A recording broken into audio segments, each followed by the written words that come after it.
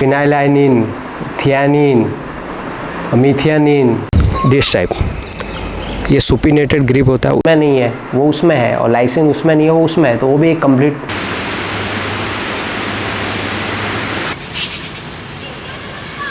स्वागत है आप सबका chapter 10 of 365 how to improve health and nutrition में। तो आज मैं बात करने वाला हूँ प्रोटीन के बारे में और ट्राइसेट के बारे में। ट्राइसेट में क्या होता है, 3 वर्कआउट किया जाता है बैक टू बैक, उसके बीच में रेस्ट नहीं लिया जाता। और हमें ट्राइसेट करना क्यों ज़रूरी है, क्योंकि ट्राइसेट क्या होता है ना, हम रेगुलर सेट करते हैं तो बॉडी क्या है कि प्लेटो हो जाती है, मतलब रिज़ल्ट देना ही बंद कर देती है। सो हम फिर क्या करते हैं, उसको शॉक देना बहुत ज़रूरी है। तो उसके लिए फिर हम सुपर सेट, ट्राइसेट, जाइंट सेट ये ऐड करते हैं। तो ट्राइसेट में क्या होता है कि ट्राइसेट में 3 वर्कआउट किए जाते हैं बैक टू बैक बिना किसी रेस्ट के। ये 3 वर्कआउट एक ही मसल के हो सकते हैं, लाइक चेस्ट में इंक्लाइन, डिक्लाइन और फ्लाई, या फिर डिफरेंट मसल हो सकते हैं like shoulder, back and chest. और ट्राइसेप माने का बेनिफिट ये है कि हम जब कॉन्टीन्यूस वर्कआउट करते हैं, कंटिन्यू वर्कआउट करने पे क्या होता है कि एक तो अपना जो टेस्टोस्टेरोन हार्मोन है वो बूस्ट होता है, और कंटिन्यू वर्कआउट करने पे फटीग आता है और मसल पे टेंशन आता है और फिर मसल ग्रोथ होता है। मैं ट्राइसेट ले रहा हूँ जिसमें मैं बैक का वर्कआउट कर रहा हूँ, और उसमें बैक के तीनों ग्रिप ले रहा हूँ, जिसमें एक है प्रोनेटेड, एक है सुपिनेटेड और एक है न्यूट्रल। तो प्रोनेटेड में क्या होता है कि प्रोनेटेड एक कंपाउंड वर्कआउट करने के लिए किया जाता है, लाइक डेडलिफ्ट हुआ, लेट पुल डाउन हुआ और पुलअप्स हुआ। और वो क्या है कि वो पूरी इंटायर बैक को ट्रेन करता है और उसको स्ट्रेंथन प्रोवाइड करता है, और उससे ओवरऑल बैक डेवलपमेंट होता है। और दूसरी जो ग्रिप है वो है अंडर द आर्म। ये क्या होता है, ये अंडर द हैंड होते हैं, और इसमें लाइक दिस टाइप ये सुपिनेटेड ग्रिप होता है। उसमें क्या होता है, उसमें जो मिड बैक ट्रेन होता है, और मिड बैक को थिकनेस प्रोवाइड करने के लिए किया जाता है, साथ में इसमें बाइसेप भी ट्रेन होता है। और तीसरी ग्रिप जो होती है वो रोटेशन वाली होती है, ये न्यूट्रल ग्रिप होती है। न्यूट्रल में क्या होता है कि न्यूट्रल में मैं जैसे इसमें सीटेड डंबल सीटेड रो ले रहा हूँ, लेकिन न्यूट्रल का ये फ़ायदा है कि इससे जो रिस्ट है उसको एक स्टेबिलिटी प्रोवाइड होती है, रिस्ट और शोल्डर को। ठीक है, तो ये हो गया प्रोनेटेड, ये हो गया सुपिनेटेड, और ये हो गया न्यूट्रल।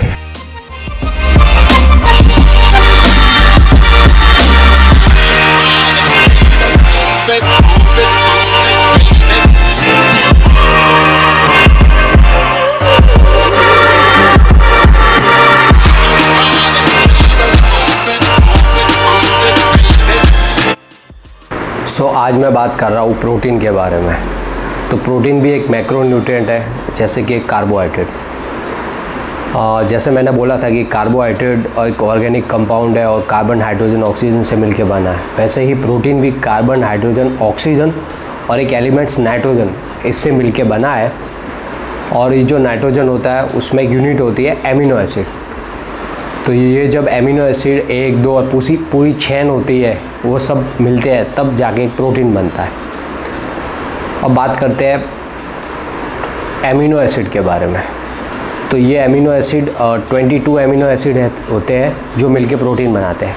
उस 22 में 9 इसेंशियल एमिनो एसिड होते हैं और 13 नॉन इसेंशियल एमिनो एसिड होते हैं। इसेंशियल एमिनो एसिड होते हैं वो बॉडी प्रोवाइड नहीं करती, हमें उसको बाहर से डाइट के थ्रू कंज्यूम करना पड़ता है।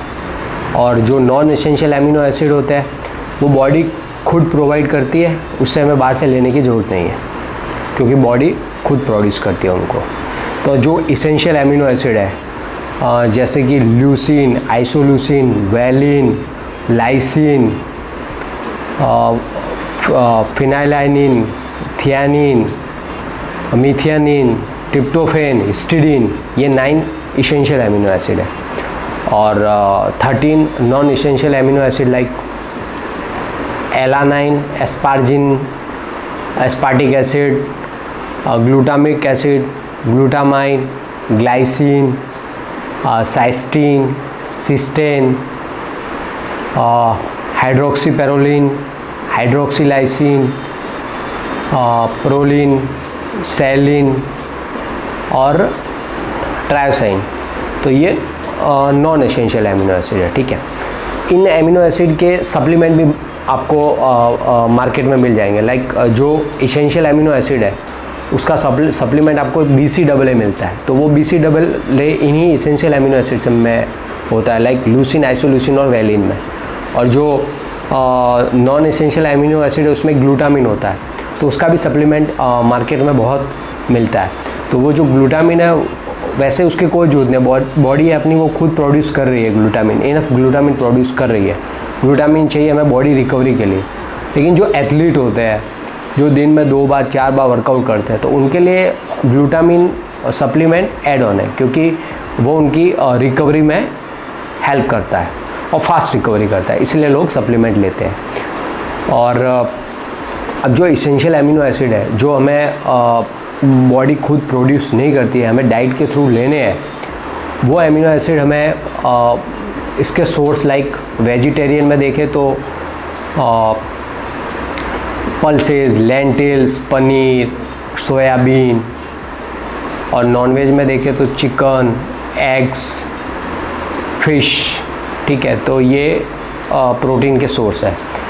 लेकिन जो एसेंशियल अमीनो एसिड है ये सभी जो कंप्लीट एक अमीनो प्रोफाइल होते हैं, एक अमीनो एसिड होते हैं, वो हमें नॉनवेज, जैसे नॉनवेज के फूड में तो आपको सभी अमीनो एसिड मिल जाएंगे, वो क्वालिटी प्रोटीन है, उसमें सभी आपको अमीनो एसिड मिल जाएंगे। लेकिन अगर कोई वेजिटेरियन है तो उसके लिए एक तो फूड है लाइक किनोआ, वो एक वेज कंप्लीट वेज प्रोटीन, वो ही एक ऐसा है जो कंप्लीट वेज प्रोटीन जिसमें सभी प्रकार के अमीनो एसिड है उसमें। तो उसकी मैंने एक वीडियो बनाई है, आप जाके कार्ड में जाके उसको चेक कर सकते हो, या ऊपर कार्ड में होगी। और बाकी अपने को अगर हमें अमीनो एसिड वेजिटेरियन डाइट से चाहिए तो हमें फिर कंबाइन करना पड़ता है न्यूट्रिशन को। लाइक हमें जैसे जो होल व्हीट होता है, whole wheat, cereals, brown rice, oats, उसमें मिथियानिन अमीनो एसिड होता है लेकिन लाइसिन नहीं होता है। लेकिन जो पल्सेस, लेंटिल्स, इनमें मिथियानिन नहीं होता है, उसमें लाइसिन प्रेजेंट होता है। सो आप दोनों को कंबाइन करके भी एक कंप्लीट वेज प्रोटीन, कंप्लीट एक एमिनो की मील प्रिपेयर कर सकते हो, क्योंकि जो मिथियानिन उसमें नहीं है वो उसमें है, और लाइसिन उसमें नहीं है वो उसमें है, तो वो भी एक कंप्लीट क्वालिटी प्रोटीन हो गया। सो आप इस प्रकार क्वालिटी प्रोटीन ऐड कर सकते हो, ठीक है, बना सकते हो आप क्वालिटी प्रोटीन इस प्रकार। अब वाई वी नीड प्रोटीन, हमें प्रोटीन की आवश्यकता क्यों है? तो देखो, मसल बिल्ड करना है, जो मसल बिल्डिंग, बॉडी बिल्डिंग, उसके लिए इम्पोर्टेंट है। उसके अलावा जो इनवॉलंटरी एक्शन होते हैं बॉडी में, डाइजेशन, एंटीबॉडीज़, इसके लिए भी प्रोटीन चाहिए अपने को। तो प्रोटीन का जो पहला काम है, जो फर्स्ट फंक्शन है, वो ये है कि ये मसल बॉडी बिल्डिंग फूड है, यानी इसका जब हम प्रोटीन कंज्यूम करते हैं बॉडी में, तो ये टिश्यू, सेल्स, उनको डेवलप करता है, ग्रोथ और डेवलपमेंट के लिए है, साथ में ही मसल को भी बिल्ड करता है, तो उसके लिए इम्पोर्टेंट है प्रोटीन। दूसरा इम्पोर्टेंट पार्ट है कि जो प्रोटीन है वो एक रेगुलेट करता है और मॉनिटर करता है रेगुलेट फंक्शन को और प्रोटेक्टिव फंक्शन को। यानी क्या होता है कि जो हमारी बॉडी में जो रेगुलेटरी फंक्शन, लाइक जो हम खाते हैं सब, जो डाइजेशन होता है, जो वो डाइजेशन होता है उसके लिए जो एंजाइम्स होते हैं वो भी प्रोटीन ही है। So all enzymes are also protein. And जो उसके बाद अगर हमारे जैसे कि